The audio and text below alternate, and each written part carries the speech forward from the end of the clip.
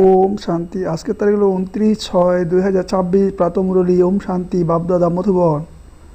মিষ্টি বাচ্চারা, নিজেকে আত্মা মনে করে আত্মার সঙ্গে কথা বলো, তবেই ফুলে সুগন্ধ আসতে থাকবে, দেহ অভিমানের দুর্গন্ধ দূর হয়ে যাবে। আজকের প্রশ্ন, নিজের সৌরভ চতুর্দিকে বিস্তার করা সত্যিকারের ফুল বা বহিঃপতঙ্গ কে? উত্তর হলো, সত্যিকারের ফুল সেই যে অনেকে নিজের সমান সুগন্ধি ফুলে পরিণত করে। শ্রীমত অনুসারে চলে প্রিয়তমের প্রেমাগুণে জলে মৃত্যুবরণ করা, অর্থাৎ সম্পূর্ণরূপে আত্মসমর্পণ করা, জীবনে থেকেও মৃত্যুবধ হয়ে থাকা, সত্যিকারে বন্যী পতঙ্গের বা এমন ফুলেদের সৌরভ সততই চতুর্দিকে ছড়িয়ে পড়ে। গীতা। সবাই জলে উঠেছে বন্যশিখা। ওম শান্তি।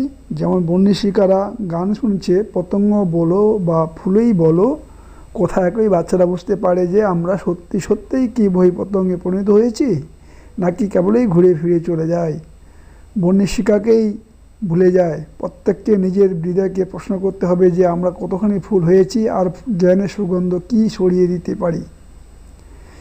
নিজের মতন ফুলের মতো কাউকে করেছি কি বাচ্চারা জানে জ্ঞানের সাগর হলেন বাবা। ওনার কত সৌরভ, যারা ভালো ফুল তাদের থেকে অবশ্যই ভালো সুগন্ধ আসবে। তারা সদা খুশিতে থাকবে, অন্যদেরও নিজের মতন ফুলে পরিণত করবে। ফুল না হলেও কুড়িতে পরিণত করবে। সম্পূর্ণরূপে বহিঃপতঙ্গ সেই জীবনেও থেকে মৃত্যুবধ হয়ে যায়, বলিপ্রদত্ত হয়ে যায় বা ঈশ্বরের সন্তান হয়ে যায়। কোনো ধনী কোনো দরিদ্রের সন্তানকে অ্যাডাপ্ট করেন বাচ্চা, সেই ধনীর কোলে যাওয়ার পর তখন আর সেই মাতা পিতাই স্মরণে আসতে থাকবে, আর দরিদ্র মাতা পিতার স্মরণ ভুলে যাবে। সে জানে যে আমার পিতা মাতা দরিদ্র, কিন্তু স্মরণ ধনী মাতা পিতাকেই করবে। যার থেকে ধন সম্পত্তি লাভ হয়, সাধু সন্ন্যাসী ইত্যাদি যারা রয়েছে, তারা মুক্তি থেমে যাওয়ার জন্য সাধনা করে। সকলে মুক্তির জন্য পুরুষার্থ করে, কিন্তু মুক্তির অর্থ বোঝে না। কেউ বলে জ্যোতি মহাজ্যোতিতে বিলীন হয়ে যাবে, কেউ মনে করে পরপারের নির্মাণধামে যাব। নির্মাণধামে গমনকে জ্যোতিতে বিলীন হয়ে যাওয়া অথবা মিলিত হওয়াকে বলা হয় না। তোমরা জানো আমরা দূরদেশে অধিবাসী, এই বিকারী দুনিয়ার থেকে কি করব। বাচ্চাদের বুঝিয়েছেন যে যখন কারোর সঙ্গে সাক্ষাৎ করবে তখন কথা বোঝাতে হবে যে এ হলো পূর্ব নির্ধারিত ড্রামা। সত্যযুগ, ত্রেতা, তারপর সঙ্গম যুগ। এও বোঝানো হয়েছে যে সত্যযুগের পরে ত্রেতা সঙ্গম আসে, এই যুগও আবর্তিত হয় আর এই কল্প আবর্তিত হয় বাবা, যুগে যুগে আসে না যেমনটা মানুষ মনে করে। বাবা বলেন, যখন সব কিছু তমোদান হয়ে যায়, কলিযুগে অন্ত হয়, সেই কল্পের সঙ্গমে আসি। যুগ সম্পূর্ণ হলে কলাও কমে যায়। যখন কর্ম সম্পূর্ণ গ্রহণ লেগে যায় তখন আমি আসি, আমি যুগে যুগে আসি না। এ কথা বাবা বসে বসে বঙ্গিপতনকে বুঝান। সমর্পিত বহিঃপতঙ্গদের মধ্যেও নম্বরেও কোনো ক্রম রয়েছে। কেউ বন্যশিখা বলিপ্রদত্ত হয়, কেউ ঘুরে চলে যায়। শ্রীমতানুসারে তোমরা চলতে পারো। শ্রীমতে প্রভুর গায়ন রয়েছে। শ্রীমদ্ ভগবত গীতা বলা হয়। পরে যারা বসে বসে শাস্ত্র তৈরি করেছে, সেই সময়ে বুদ্ধি রজতম কারণে মনে করেছে কৃষ্ণ দাপড়ে এসেছে। আমি আসি তখন যখন আদি সনাতন দেবী দেবতা প্রায় লুপ্ত হয়ে যায়। আমরা দেবী দেবতা ধর্মে ছিলাম, নিজেদের হিন্দু ধর্মে বলে দেয়, এও ড্রামায় নির্ধারণ করা আছে। যখন ভুলে যাবে পুনরায়, তখন এসে আমি আদি সনাতন দেবী দেবতা ধর্মে স্থাপনা করব। ইনি আমাদের একমাত্র বাবা, যিনি দুঃখধাম থেকে সুখধামে মালিক করে দেন। তোমরা বলবে যে এখন আমরা নরকের মালিক, দুনিয়াকে তোমার হতেই হবে।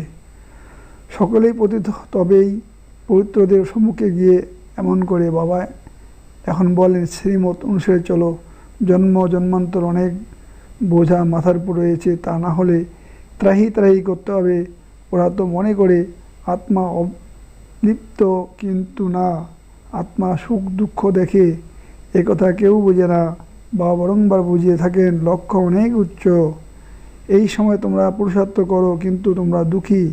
তোমরা জানো যে সত্যযুগে আমরা অত্যন্ত সুখে থাকব। আমরা কীভাবে জন্ম নিয়েছি, কত জন্ম নেব কিছু জানি না। এখন তোমরা জানো যে উত্তম কে, নলেজফুল, তেমনই তোমরা নলেজফুল। এখন তোমরা হলে ঈশ্বরের সন্তান, সেও নম্বর অনুক্রমে। কেউ অতি নেশায় ডুবে থাকে, মনে করে আমরা বাবার মতানুসারে চলছি। বাচ্চারা দেহ অভিমান ত্যাগ করো, দেহি অভিমানী হও, নিরন্তর স্মরণ করো বাবা সর্বদাই হলেন সুখদাতা। এমন নয় যে দুঃখই বাবাই দেন, বাবা কখনো বাচ্চাদের দুঃখ দিতে পারেন না। বাচ্চারা নিজেদের বিপরীতমুখী চলনের জন্য দুঃখ পায়, বাবা দুঃখ দিতে পারেন না। মানুষ বলে, হে ভগবান সন্তান দাও, তবেই বংশবৃদ্ধি হবে। বাচ্চাকে অত্যন্ত ভালোবাসে, বাকি দুঃখ ভোগ করে নিজের কর্মের জন্যই। বাচ্চারা এখন বাবা তোমাদের অত্যন্ত সুখী করে দেন। তিনি বলেন, শ্রীমত অনুসারে চলো। আসরি মত অনুসারে চললে তোমরা দুঃখ পাবেই। স্বয়ং দুঃখ প্রদানকারী হয়ে যায়, মায়া বশবর্তী হয়ে যায়। এখনই তোমরা ঈশ্বরের মত পাও। ঈশ্বরের মতের ফলাফল 21 জন্ম নেয় চলে, পুনরায় অর্ধকল্প মায়ার মতানুসারে চলে। ঈশ্বর একবার এসে মত দেন। মায়া তো অর্ধেক কল্প পর্যন্ত মত দিতে থাকে, বাবা একবারেই মত দেন। মায়ার মত অনুসারে চলে 100% দুর্ভাগ্যশালী হয়ে যাও। নম্বরে অনুক্রমে হয়, তাই না কোনো প্রত্যঙ্গ তো বাবার হয়ে শ্রীমত অনুসারে চলতে শুরু করে দেয়। দরিদ্ররাই নিজের পোতামেল লেখে, ধনীরা ভয় পায়। এখানে আমাদের পয়সা করে নিয়ে নেয়। ধনীদের জন্য অত্যন্ত অসুবিধাজনক। বাবা বলেন, আমি দীনবন্ধু, দান সর্বদা দরিদ্রকেই দেওয়া হয়ে থাকে। তোমরা হলে গরিব, মনে করো কারো কাছ থেকে 25-50 টাকা রয়েছে, তার থেকে 20-25 টাকা দিয়ে দেয়। ধনী ব্যক্তি যদি 50,000 দেয়, তাও সমান 20-25 টাকা হয়ে যায়। সেই জন্য দীনবন্ধু নামে গায়ন আছে। ধনী ব্যক্তিরাও আমরা অবশ্য সময় পাই না, কারণ সম্পূর্ণ নিশ্চয়ই নেই। তোমরা হলে দরিদ্র ধন সম্পদ লাভ করলে খুশি হয়। বাবা বুঝিয়েছেন এই যে এখানে দরিদ্র ওখানে ধনী হয়ে যায়, এখানে ধনবান দরিদ্র হয়ে যায়। কেউ বলে আমরা যজ্ঞের খেয়াল রাখবো বা আত্মীয় পরিজনের খেয়াল রাখবো কি? বাবা বলেন, তোমরা নিজেদের আত্মীয় স্বজন অত্যন্ত ভালোভাবে দেখাশোনা করে।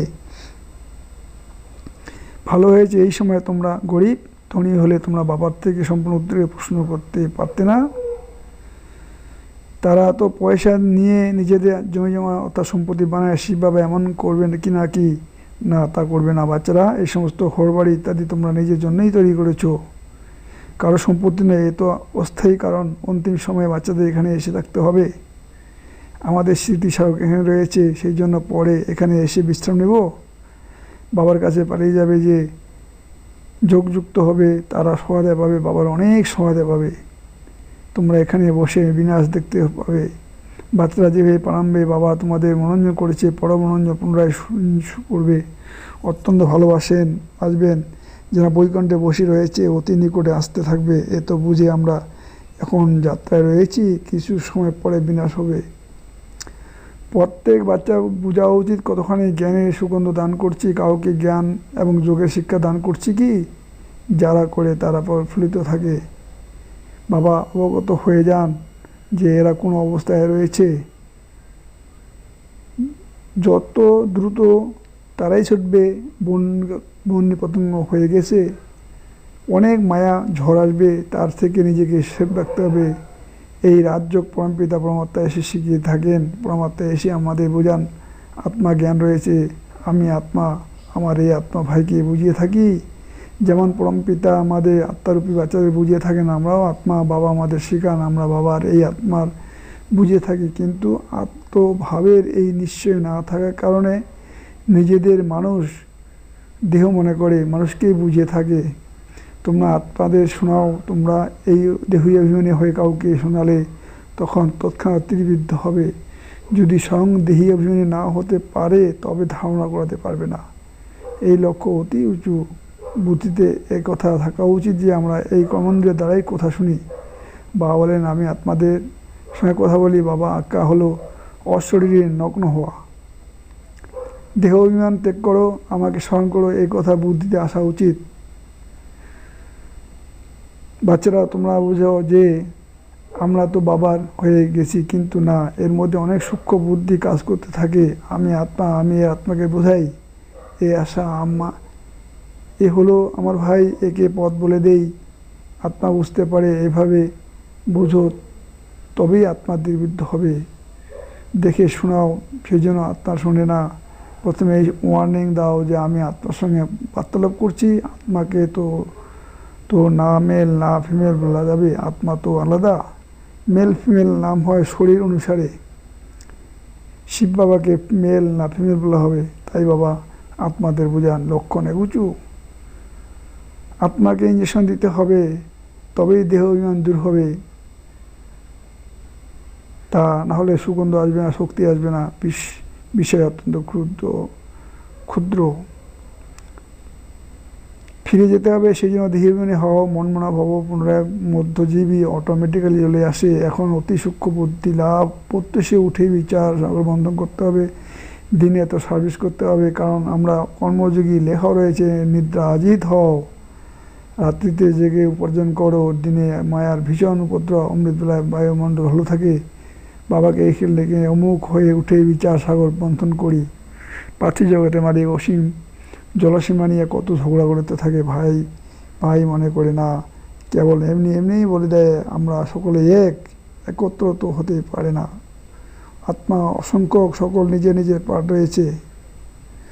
কল্পপূর্বে বসেছিল পাতা নড়াচড়া হয় ডান মানুষে, এমন নয় যে প্রতিটি পাতা পরমাত্মা দ্বারা আন্দোলিত হয়। এমন এমন কথা বুঝেও তোমরা বুঝাও, প্রত্যেকেই বুঝতে পারে যে কি যে আমরা বিভিন্ন বন্যী পতঙ্গ হয়েছি। আমরা কি বাবার মত অনুসারে চলি? ব্যর্থ কথা বলি না তো, কথা ও নিজেদের পয়সা পাপ কার্যে ব্যবহার করি না তো। আচ্ছা, মিষ্টি মিষ্টি হারানিধি বাচ্চাদের প্রতি মাতা পিতা বাধ্যতা সহনায় স্নেহ সুমনা সুপ্রভাত। আত্মিক পিতা তার বাতৃবী বাচ্চাদেরকে জানাচ্ছেন নমস্কার। ধারণার জন্য মুখ্য সার: 1 নম্বর, নিজেকে আত্মা মনে করে আত্মার সঙ্গে বার্তালাপ করতে হবে। দেহি অভিমান হয়ে শোনা এবং শোনানোর ফলে ধারণা ভালোভাবে হবে। 2 নম্বর, নিদ্রার উপর বিজয় লাভ করতে হবে এবং রাত্রি জেগে উপার্জন করতে হবে।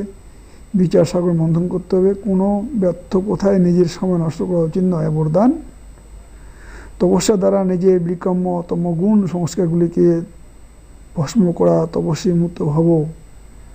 যেরকম এখানে ঈশ্বরীয় পালনার কর্তব্য চলেছে, এরকম লাস্টের তপস্যা দ্বারা নিজের বিকম্য আর প্রত্যেক আত্মা তমগুণী সংসার এবং প্রকৃতি তমগুণগুলিকে ভস্ম করার কর্তব্য চলবে। এই জন্য সদা ক্লস স্থিতির আসনে পরিস্থিত হয়ে নিজের তপস্বী রূপকে প্রত্যক্ষ করাও। নিজের প্রত্যক্ষ কর্মেন্দ্রিয় দ্বারা দেহ অভিমানের ত্যাগ আর আত্মা অভিনিবেশ হওয়ার তপস্যা প্রত্যক্ষ রূপে দেখা যাবে। স্লোগান: সংস্কারে টক্কর থেকে বাঁচার জন্য বালক আর মালিক ভাবের ব্যালেন্স রাখো। অব্যক্ত ইশারা: সদা হাসি খুশি থাকার জন্য নিজের নেচারকে সরল বানাও, সহনশীল বানাও। বাবাকে ভোলানাথ বলা হয়, কিন্তু তিনি এতটাও ভোলা নন যে মোকাবিলা করতে পারবেন না। ভোলানাথের সাথে সাথে তিনি হলেন অলমাইটি অথরিটিও। তোমরাও নিজের শক্তিকে স্বরূপকে ভুলে কেবল ভালো হয়ে যেও না, না হলে তো মায়ার গলা লেগে যাবে। এমন শক্তি স্বরূপ হও যে মায়া আক্রমণ করার পূর্বেই নমস্কার করে নেবে। অত্যন্ত সাবধান, খবরদার, হুঁশিয়ারি থাকবে। ওম শান্তি, ওম শান্তি, ওম শান্তি।